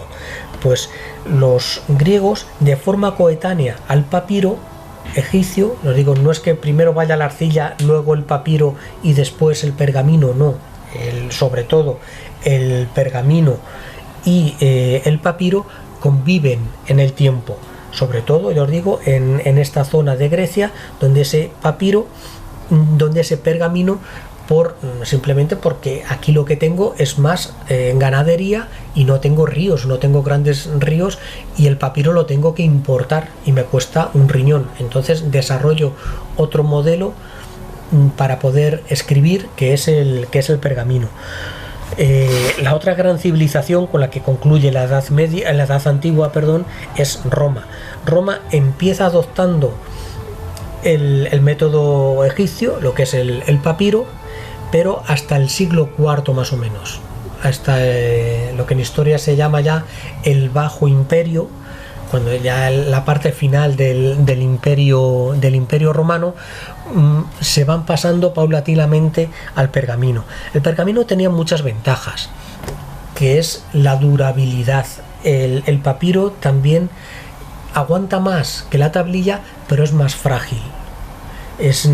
Se rompe antes. Al final la fibra del papiro se resquebraja y es más fácil de manejar, porque además al ser un rollo que se va abriendo, luego es muy difícil de manejar, es incómodo de manejar y de leer. Un papiro corto sí, pero un papiro largo que tenga mucho texto es mucho más difícil de manejar que un pergamino. El pergamino ya sí que va siendo la base de lo que es la forma del libro actual. El pergamino ya se puede hacer en hojas. Esas hojas se puede coger con unas anillas que formarán lo que los romanos empezaron a llamar un códex. Lo llamaban liber quadratus. Ya tiene la forma, libro cuadrado. Ya va teniendo la forma del libro actual. Como digo, influyeron tanto causas pues como de que era más fácil el pergamino de trasladar, mucho más resistente, más fácil su lectura, como que en la época final del Imperio Romano, las invasiones bárbaras, el mismo colapso en el que quedó el Imperio Romano, que se dividió Imperio Romano de Oriente, Imperio Romano de Occidente, con un colapso de las comunicaciones, del comercio, impedían la exportación del papiro egipcio. Entonces se acabó imponiendo el pergamino porque animales había en todos los sitios y era más fácil de conseguir en aquel momento, aunque el pergamino tiene un trabajo enorme, es muy costosa su elaboración, porque requiere muchísima preparación, mucha mano de obra, hay que pulir, requiere mucho tratamiento el pergamino. ¿Qué ventaja tenía también respecto al papiro? Que se podía reutilizar. Tú un pergamino escrito con tinta lo vuelves a raspar y se convierte en un palimpsesto, un palabro que significa que es un pergamino reutilizado. Incluso ha permitido a los historiadores que si ese pergamino no se pulió correctamente, ver el texto que hay debajo, pero entonces permitía un doble uso, lo que realmente producía un ahorro económico, cosa que el papiro era imposible de reutilizar.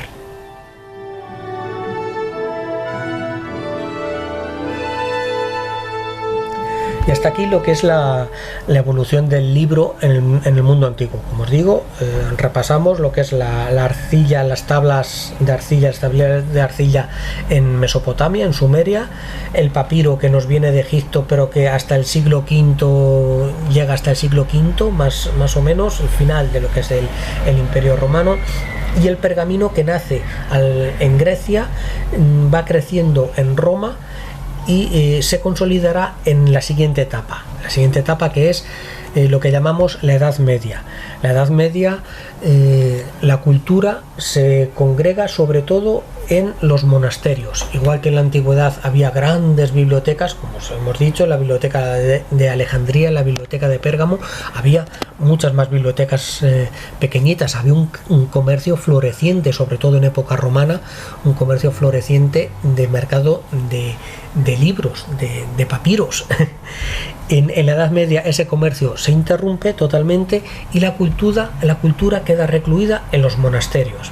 Aquí yo siempre me voy a ir a poner el ejemplo de la película El nombre de la rosa. Es el vivo ejemplo de la labor de un monasterio de conservación de la cultura. ¿Qué hacían en los monasterios? Copiaban códices, hacían copias, iban salvaguardando las escrituras de los romanos y griegos antiguos y a la que se iban sumando los escritores cristianos, Santo Tomás, San Isidoro, todo, pues en todo eso se iba conservando en las pequeñas bibliotecas de los monasterios que iban copiando de forma manual en el scriptorium, que es la sala donde los monjes se reunían a escribir los libros. Los monjes que lo escribían se llamaban pendolarios, porque péndola era la caña de la pluma de ave que utilizaban para escribir. Aquí ya hemos dejado atrás en las tablillas sumerias esos punzones que las marcaban, hemos dejado atrás los juncos de los egipcios y ahora ya estamos utilizando las plumas de aves, es la caña de la pluma de ave para escribir. Ordenando el escritorio, dirigiendo las labores del escritorio, estaba el magister, y eso que dirigía las labores de los pendolarios y sobre todo las de los escritores, vamos a llamarlo así, estrellas, los artistas estrellas, que eran los miniaturistas, que eran o iluminadores. Los textos de la Edad Media están iluminados, se les llamaba iluminados porque arrojan mucha luz, meten mucho color y ponen muchas imágenes adornando el texto. No sé si, imagino que os suene lo que son los beatos. El ejemplo de códice medieval son los beatos. El beato de Liébana, que hace beato es una persona, era un monje que se llamaba así, el beato de Liébana. Liébana, el pueblo de, ya no sé si es Cantabria, que está allí en el norte. No sabía si era Cantabria, Palencia, no es Cantabria. Entonces el beato de Liébana es el prototipo de escritor medieval, vamos a llamar escritor entre comillas.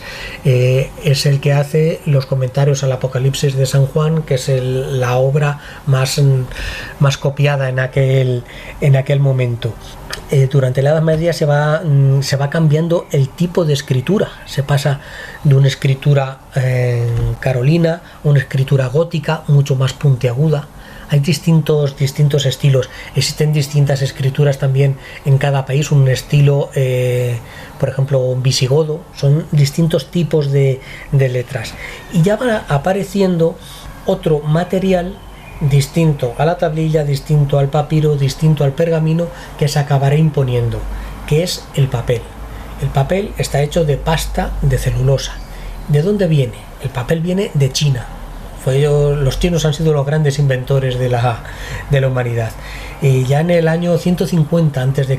ya estaban los chinos inventando la pasta de papel. Este invento tardaría 1000 años, más de 1000 años en llegar a Europa. Llegó a través de los árabes, que pusieron la primera fábrica de pasta de celulosa en Játiva, en Valencia. Esto está documentado. Por ejemplo, la primera carta es en Europa escrita sobre papel, es una carta escrita en castellano de una madre a su hijo, que va a ser rey de Sicilia, la reina o condesa Adelaida, que su hijo se va a proclamar rey de Sicilia, y es el primer documento escrito en papel como lo conocemos actualmente. Este producto ya es el papel, no exactamente como el que conocemos ahora, pero sí muy, muy parecido. Se hace con otro tipo de materiales, pero la esencia es la misma.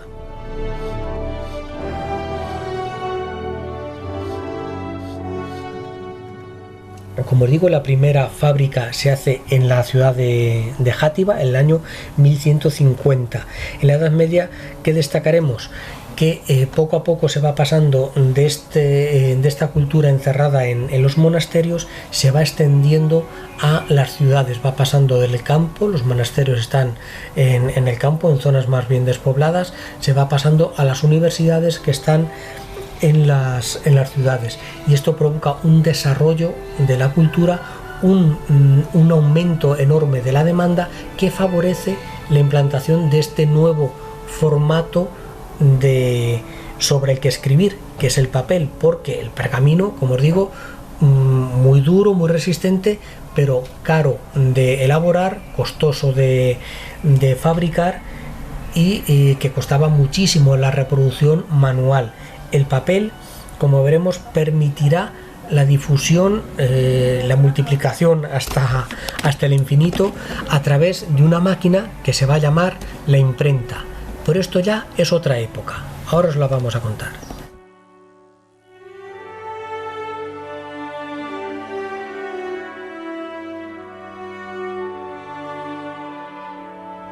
Nos vamos ya a la Edad Moderna. Estamos dejando atrás la Edad Media y vamos a empezar con otro tipo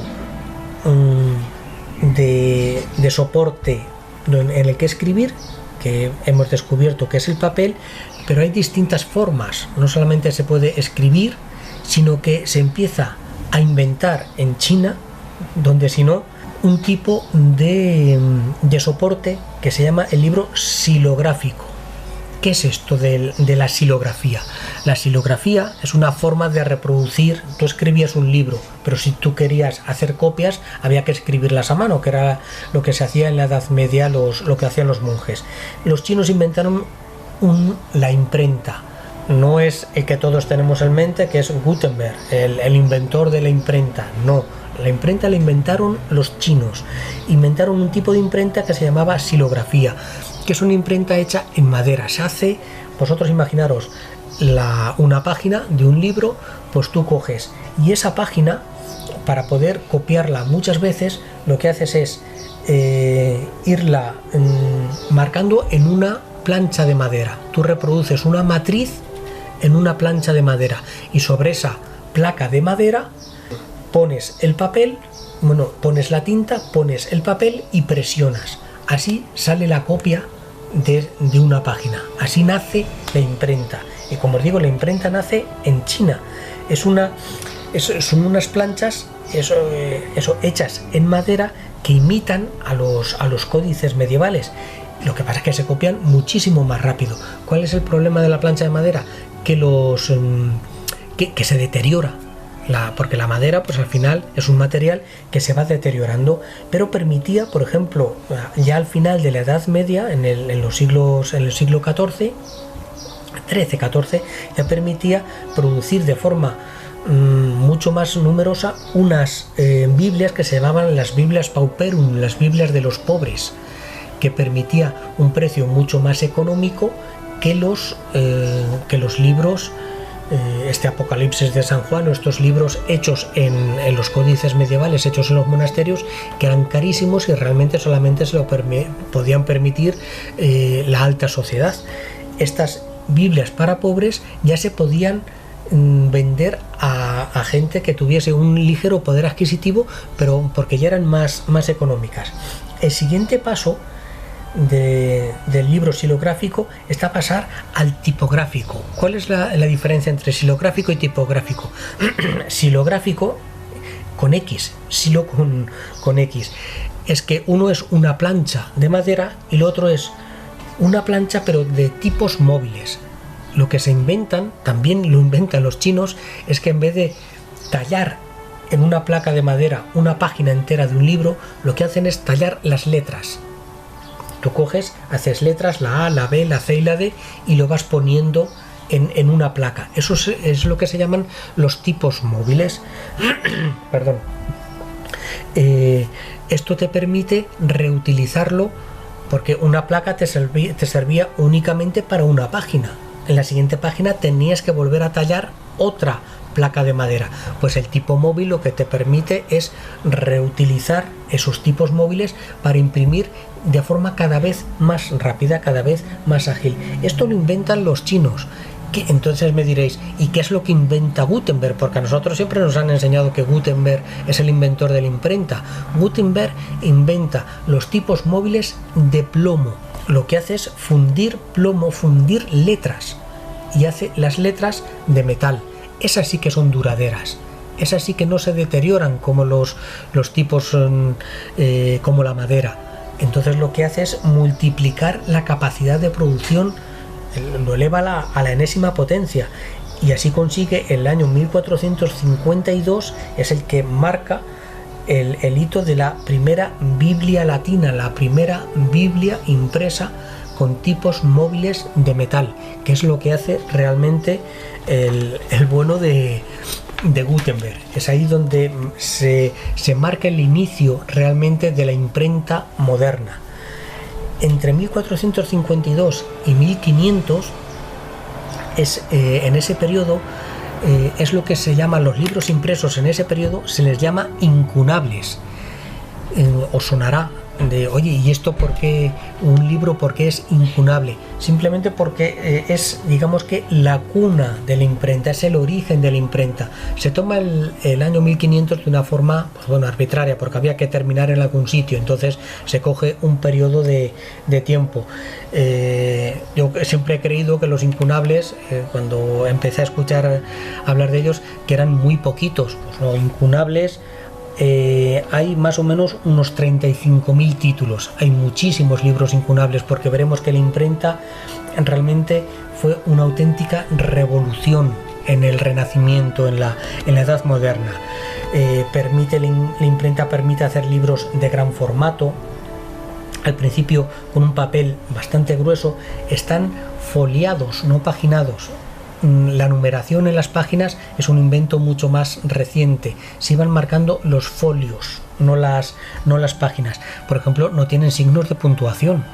Por ejemplo, es que la lectura es muy compleja, es muy complicada. Tú coges un texto del siglo XV, del siglo XII, y no creas que lo vas a comprender así como así. Aparte de que es otro castellano, distinto al que utilizamos actualmente, es que la forma de escribir era muy distinta, la caligrafía era muy distinta, y en este caso, yo os digo, los mismos incunables están hechos sin signos de puntuación. Pues hacia el año 1500 ya había 1200 imprentas en Europa. Una barbaridad, que ya producían 35.000 títulos distintos. Se está produciendo una explosión en la difusión del conocimiento, que fue fundamental, es una de las bases del renacimiento cultural de la Edad Moderna.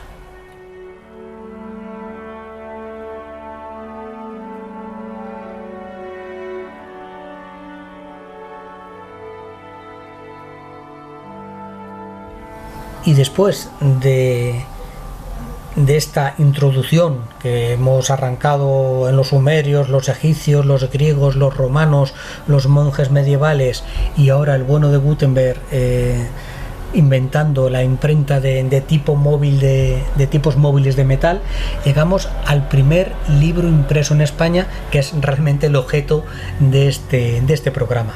El primer libro que se imprimió en España con esas características, libro impreso sobre papel, con tipos móviles de metal, es el Sinodal de Aguilafuente. Aguilafuente es un pueblecito cercano a Segovia, que se estaba realizando o se iba a realizar un sínodo, y entonces el obispo Juan Arias Dávila, que estaba en Italia antes de ir al sínodo, se trajo a un impresor que estaba por allí, se llamaba Juan Paris de Heidelberg, y lo instala en Segovia, y es el que imprime este sinodal de Aguilafuente. Este sinodal, este libro, no se conocía hasta los años 30. A ver, se conocía de oídas, de referencias, pero realmente no se conocía, no se sabía de su existencia, y hasta que en 1930, por casualidad, haciendo un inventario, apareció en el archivo de la Catedral de Segovia. Cuántos descubrimientos quedarán por hacer en esos archivos perdidos de la mano de Dios, pues porque hasta 1930 era el libro más antiguo de España. Es este Sinodal de Aguilafuente, impreso en el año 1472, como vemos 20 años después de aquella primera imprenta, de aquella primera Biblia políglota, Biblia de Gutenberg, que no me sale, la Biblia latina. No, la Biblia políglota es otra. Otro día hablaremos de ella. La Biblia latina de Gutenberg tardó 20 años en llegar a España. Son las actas, como os digo, del Sínodo Diocesano de Aguilafuente, de Segovia. Son 48 hojas que no tienen ni portada, y están escritos de corrido, a línea tirada, que llaman, salvo una de las páginas que se citan a dos señores de Fuentidueña, que es una Fuentidueña allí en Segovia, y Pedraza, que no querían aparecer uno debajo de otro, y los tuvo que poner en dos columnas. Tuvo que hacer la descripción en dos columnas, si no luego el resto del texto es línea corrida, sin puntos y aparte, sin puntos y seguidos, nada, todo seguido. El que pueda que lo lea, y el que no, era la forma de escribir del momento. Como os digo, se conserva en la Catedral de Segovia actualmente, donde se encontró. Y podemos decir, hombre, pues Segovia tampoco es una ciudad tan importante. En aquel momento sí, el año 1472, la corte estaba itinerante y pasaba mucho tiempo en Segovia. El Alcázar de Segovia es muy importante, es una fortaleza de mucho renombre. El año 1474 es el año de los Reyes Católicos, y fue en Segovia donde se proclamaron. Entonces, cuidado que Segovia en el siglo XV era un centro de poder muy a tener en cuenta. Las siguientes ciudades donde se fue expandiendo, pues la siguiente fue Barcelona, el año 1473, Valencia, el año 74, Zaragoza, con su primera imprenta en 1475, Sevilla en el 77.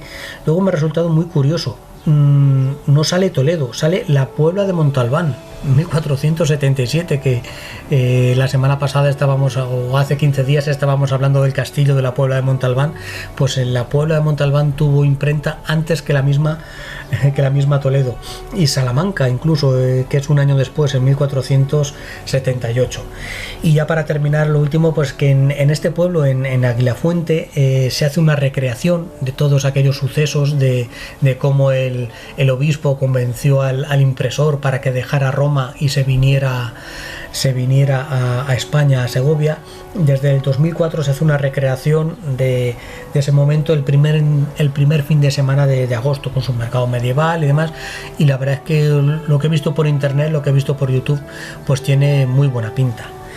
Pues hasta aquí está este resumen de la evolución del formato del libro, de la evolución de la historia del libro, de las tablillas, pasando por los papiros, a los códices medievales, para terminar en los libros impresos. Y el primer libro impreso en España, como os digo, este sinodal de Aguila Fuente del año 1472.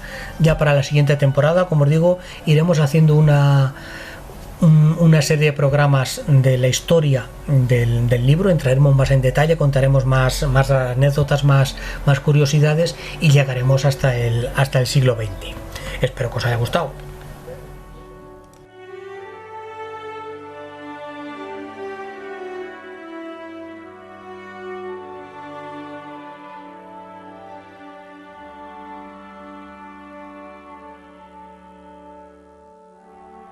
Joaquín, empezando por el final, a mí lo que más me sorprende sobre todo es lo poquito que tardó en llegar aquí la primera imprenta, lo poquito que tardaron en traerse aquí un alemán con imprenta, porque más o menos Gutenberg, estamos hablando del año 50, es cuando inventa la imprenta, sí, y esto es en el 72, apenas 22 años más tarde. Sí, a mí lo que además me sorprende y sintomático de que, claro, no piensas que vaya a ser Segovia. Pero claro, es que Segovia a finales del siglo XV era una auténtica capital, era donde tenía la sede la corte de los reyes católicos. Y sí, y al final tenemos que pensar pues que España, estamos ahí, en la esquinita de Europa, pero también fue un foco del Renacimiento muy importante. La imprenta es un instrumento de difusión de ideas del Renacimiento, pero vital. Entonces sí, es normal la relación, eso que nos entrase a través de Italia, que fue donde lo recogieron, por la relación tan estrecha que teníamos de siglos con los italianos. Ahora los chinos lo petan. Uno monstruo. Los chinos inventan la impresora, el coronavirus, hacen de todo esta gente. Sí, la verdad es que sí, gracias a los chinos, gracias a los árabes que hacen de correa de transmisión, y como desde siglos atrás, pues ahí tienes la labor de los monasterios durante la Edad Media, es impagable, de mantener el saber de la Grecia clásica, de los romanos y de los árabes. Entonces hacen toda esa labor de traducción, de recopilación, y como poco a poco van pensando en métodos de compilar el saber y poderlo transmitir de una forma más ágil, que no deja de ser el libro, desde la tablilla sumeria al papiro egipcio, al pergamino griego, hasta que ya se hacen los códices medievales.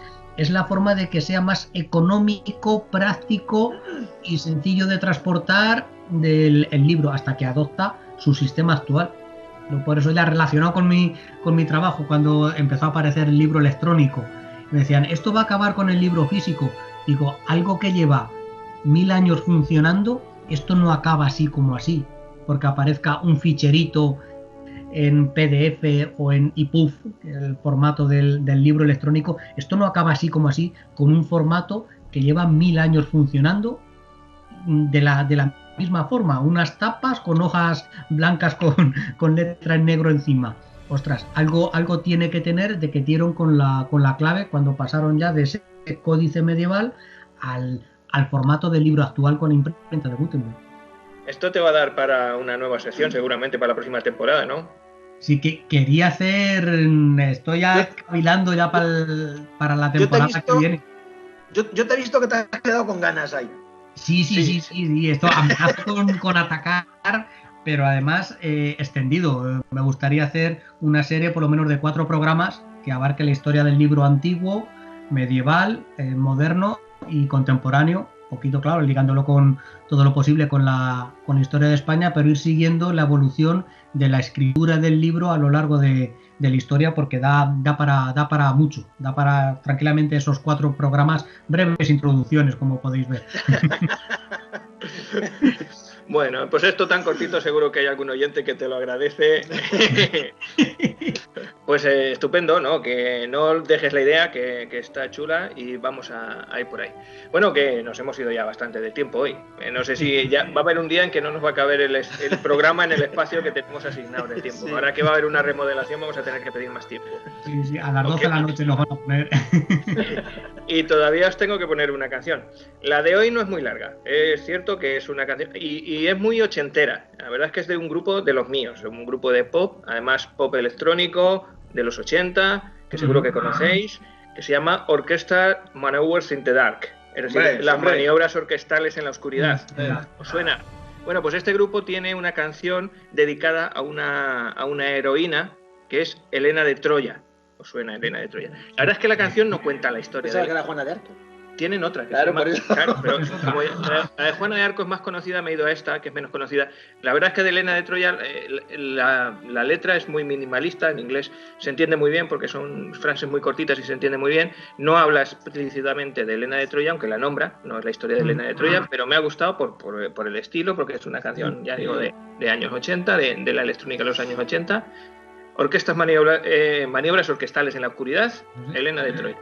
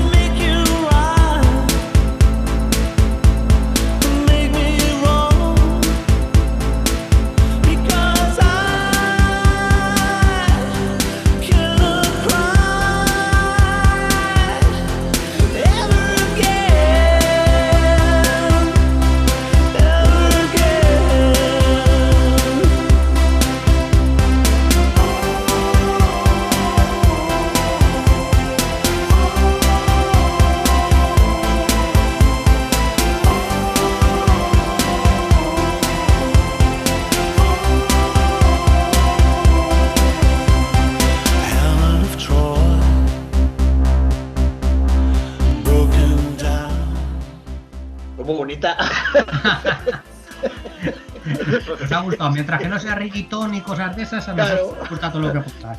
Yo, exactamente, yo el requesón ese no...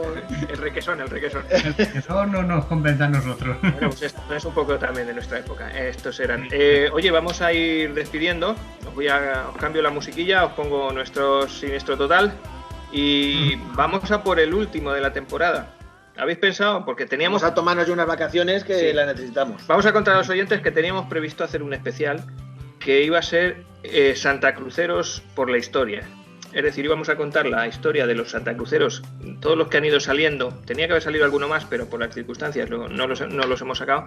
Encontrándolos en su lugar histórico y haciendo un poco una representación teatral cortita de situaciones de cada uno de ellos. Lo dejaremos por la temporada que viene, porque necesitamos más infraestructura y no podemos hacer. Pero podemos hacer otro tipo de especial, que puede ser, por ejemplo, diré... Pues estamos cerca de la noche de San Juan y aquí tenemos una mini fiesta, también la hace la emisora. Este año se ha suspendido, me parece, motivos Sí, por las circunstancias. coherentes. Pero bueno, pero bueno, la noche esa es especial. Y como es especial, pues vamos a hacer un programa especial. Vamos a dedicar un programa a las Encantadas. Aquí tenemos nuestra leyenda de la Encantada y nuestro cerro de la Encantada en Santa Cruz de la Zarza, pero hay muchas encantadas más. El otro día pasé yo por allí. Ujú. Pasé por el norte, pasé por el sur, pasé por el este. Le diste la vuelta. Le di la vuelta. Mi mujer me decía, pero bueno, No te lo vas a aprender. Dale otra Bueno, cosa.